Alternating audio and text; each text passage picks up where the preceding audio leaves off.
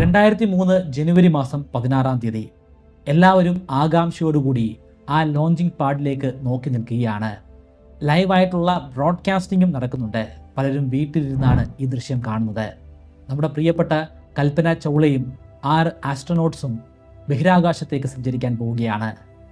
പക്ഷേ അവർക്കാർക്കും അറിയില്ലായിരുന്നു ജീവനോടെ ഒരിക്കലും ഞങ്ങൾക്ക് തിരികെ ഈ ഭൂമിയിലേക്ക് വരാൻ സാധിക്കുകയില്ലെന്ന്. വിക്ഷേപണം നടന്ന് ഏതാനും നിമിഷങ്ങൾ കഴിഞ്ഞപ്പോഴാണ് ക്യാമറയിൽ പതിഞ്ഞ ഒരു ദൃശ്യം അവിടെ ഉണ്ടായിരുന്ന ഒരു എഞ്ചിനീയറിൻ്റെ ദൃഷ്ടിയിൽപ്പെട്ടത്. അദ്ദേഹം അത് വളരെ സീരിയസ് ആയിട്ട് തന്നെയാണ് പരിശോധിച്ചത്.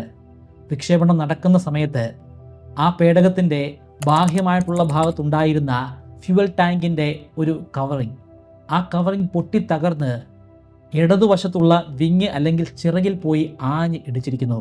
ഉറപ്പായിട്ടും ആ ഭാഗത്തെ TPS അല്ലെങ്കിൽ ടെമ്പറേച്ചർ പ്രൊട്ടക്ഷൻ സിസ്റ്റം തകർന്നിട്ടുണ്ടായിരിക്കും. ഉടൻ തന്നെ അദ്ദേഹം മറ്റ് എഞ്ചിനീയേഴ്സിനെ ഈ വിവരം അറിയിച്ചു. എഞ്ചിനീയേഴ്സിന് നേരിട്ട് കാര്യങ്ങളൊന്നും ചെയ്യാൻ സാധിക്കുകയില്ല. ഇത്തരത്തിലുള്ള തകരാറുകൾ മനസ്സിലാക്കി മാനേജ്മെൻറ്റ് ബോർഡിലേക്ക് അറിയിക്കുക മാത്രമാണ് അവർക്ക് ചെയ്യാൻ സാധിക്കുന്ന ഏക സൊല്യൂഷൻ.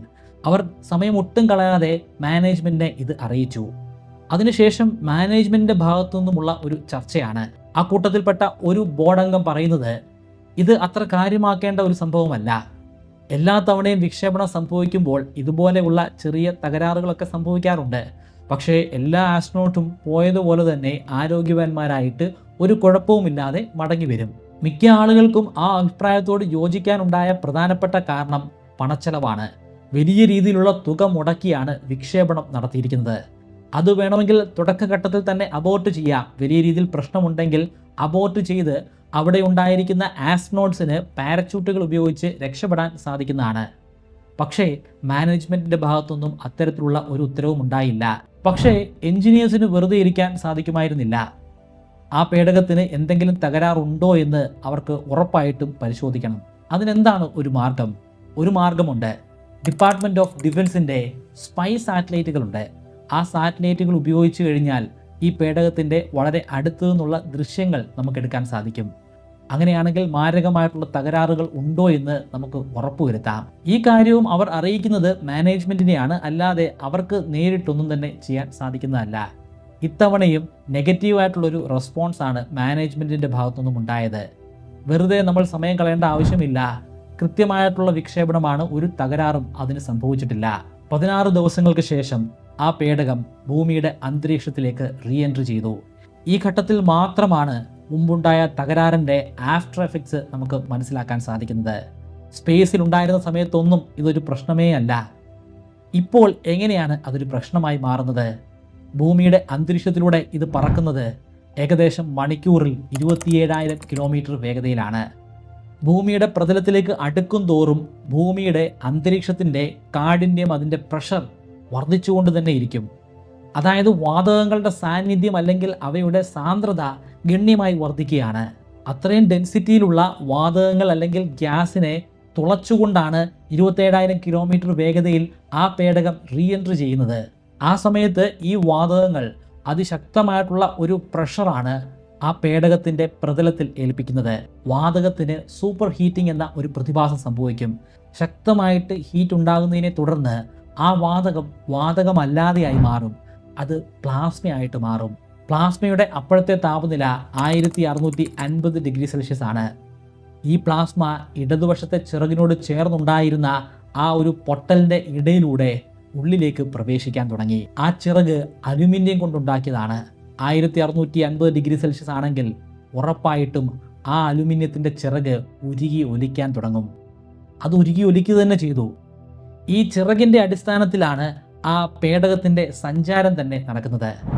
ഒരു ചിറക് ഉരുകി ഒലിച്ചു കഴിഞ്ഞാൽ അതിൻ്റെ എയറോഡൈനാമിക് ബാലൻസിനെ തന്നെ അത് തകിടം മറിക്കും.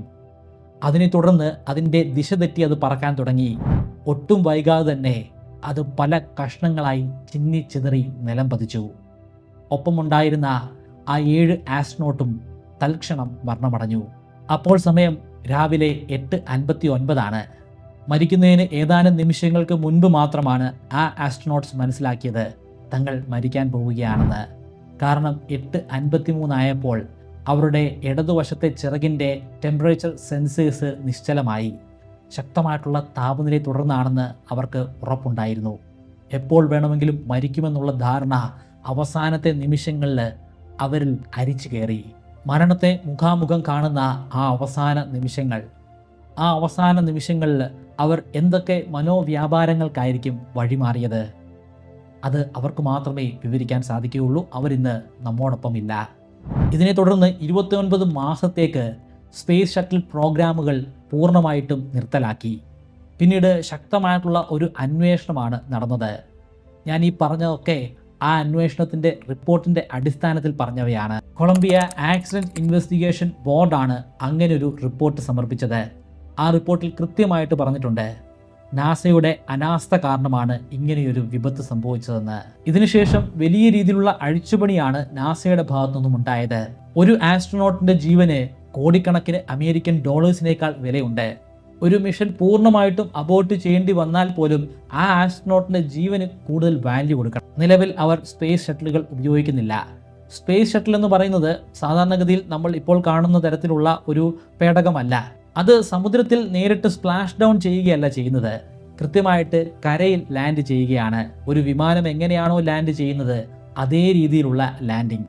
ഒരു ആസ്ട്രോനോട്ട് ആവുക എന്ന് പറയുന്നത് പലരുടെയും സ്വപ്നമാണ്.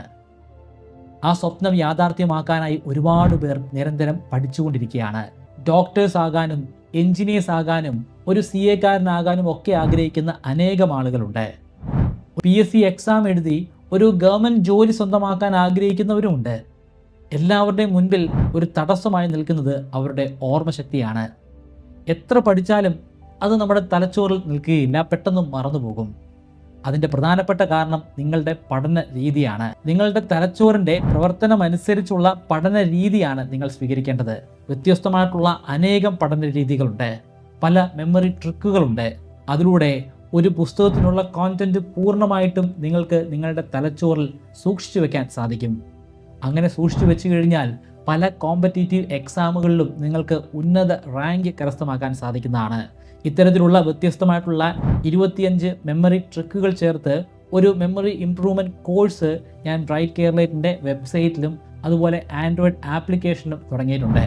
3000 രൂപയാണ് കോഴ്സിൻ്റെ ഫീ. എന്നാൽ ഇപ്പോൾ രജിസ്റ്റർ ചെയ്യുകയാണെങ്കിൽ നിങ്ങൾക്ക് 20% ഡിസ്കൗണ്ട് ലഭിക്കുന്നതാണ്. അതിനുവേണ്ടി സ്ക്രീനിൽ കാണുന്നത് പോലെ MBK20 എന്ന പ്രോമോ കോഡ് ഉപയോഗിക്കുക. നിങ്ങൾക്ക് പേഴ്സണലായിട്ടുള്ള ഒരു അസിസ്റ്റൻ്റ് നൽകുകയാണ് ഈ കോഴ്സിൻ്റെ പ്രധാനപ്പെട്ട ഉദ്ദേശ ലക്ഷ്യം. വെറുതെ ആ 25 വീഡിയോസ് കണ്ടതിന് ശേഷം കോഴ്സ് അവസാനിക്കുന്നില്ല. നിങ്ങളുടെ സ്റ്റഡി മെറ്റീരിയൽ ഏത് മെത്തേഡ് ഉപയോഗിച്ച് എങ്ങനെയാണ് പഠിക്കേണ്ടതെന്ന് ഉദാഹരണ സഹിതം നിങ്ങൾക്ക് നേരിട്ട് ഞാൻ പറഞ്ഞു നൽകുന്നതാണ്. ഇതൊക്കെ പറയാൻ ഞാൻ ആരാണെന്നായിരിക്കും നിങ്ങൾ ചിന്തിക്കുക. ഞാൻ ഈ മെത്തേഡുകൾ ഉപയോഗിച്ചിട്ടാണ് കുറേയധികം നേട്ടങ്ങൾ സ്വന്തമാക്കിയത്. ഞാൻ നേടിയെടുത്ത നേട്ടങ്ങളൊന്നും ഞാനിവിടെ വിശദീകരിക്കുന്നില്ല. ഈ ചാനലിൻ്റെ ഡിസ്ക്രിപ്ഷനിൽ ഞാനതൊക്കെ കൊടുത്തിട്ടുണ്ട്. വേണമെങ്കിൽ അതിൻ്റെ ഒരു സ്ക്രീൻഷോട്ടും ഇവിടെ കൊടുത്തേക്കാം, നിങ്ങൾക്ക് വായിച്ചു നോക്കാം. 2003 നടത്തിയ കൽപ്പന ചൗളയുടെ STS-107 എന്ന മിഷൻ അതൊരു സോളോ മിഷൻ ആയിരുന്നു. അതായത് അവർ ശാസ്ത്രീയമായിട്ടുള്ള പഠനങ്ങൾ നടത്തിയത് സ്പേസ് സ്റ്റേഷനിൽ വെച്ചല്ല, അവർ പോയ അതേ പേടകത്തിൽ വെച്ച് തന്നെയാണ്. സ്പേസ് സ്റ്റേഷനുമായിട്ട് ആ പേടകം ഡോക്ക് ചെയ്തിരുന്നില്ല. അവർക്ക് 16 ദിവസങ്ങൾ മാത്രമേ ആ ഒരു പേടകത്തിൽ നിൽക്കാൻ സാധിക്കുമായിരുന്നുള്ളൂ. കാരണം 16 ദിവസത്തേക്കുള്ള ഭക്ഷണവും ഓക്സിജനും ജലവും മാത്രമേ ആ പേടകത്തിൽ ഉണ്ടായിരുന്നുള്ളൂ.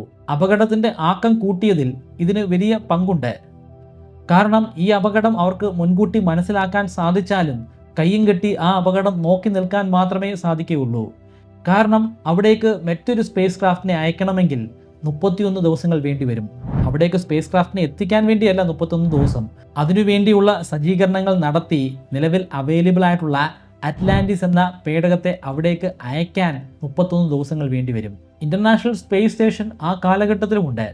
ഡോക്കിംഗ് പ്രക്രിയയിലൂടെ പേടകങ്ങളെ ആ സ്പേസ് സ്റ്റേഷനുമായിട്ട് ചേർത്ത് വെക്കാനും ആ കാലഘട്ടത്തിൽ സാധിക്കുമായിരുന്നു. എങ്കിൽ പോലും ഇത്തരത്തിലുള്ള സോളോ മിഷനുകൾ അവർ നടത്തിയിരുന്നു. പേടകത്തിന് ഒരു അപകടം സംഭവിച്ചാൽ പോലും അസ്ട്രോനോട്ടിന് രക്ഷപ്പെടാൻ സാധിക്കുകയില്ല. ഈ വീഡിയോയുടെ തുടക്കത്തിൽ ഞാൻ പറഞ്ഞിരുന്ന മെമ്മറി ഇംപ്രൂവ്മെൻറ്റ് കോഴ്സിൻ്റെ കാര്യം കൂടി ഒന്ന് ഓർമ്മിപ്പിക്കുന്നു. ജോയിൻ ചെയ്യാൻ താല്പര്യമുള്ളവർക്ക് ഇപ്പോൾ തന്നെ രജിസ്റ്റർ ചെയ്യാം. നിങ്ങൾക്ക് അതുമായി ബന്ധപ്പെട്ട എന്തെങ്കിലും സംശയമുണ്ടെങ്കിൽ ഇൻസ്റ്റാഗ്രാമിലൂടെയോ ഫേസ്ബുക്കിലൂടെയോ എന്നോട് സംസാരിക്കാവുന്നതാണ്. എൻ്റെ സോഷ്യൽ മീഡിയ ലിങ്കുകളും ഞാൻ ഡിസ്ക്രിപ്ഷനിൽ കൊടുക്കുന്നുണ്ട്, പരിശോധിക്കുക.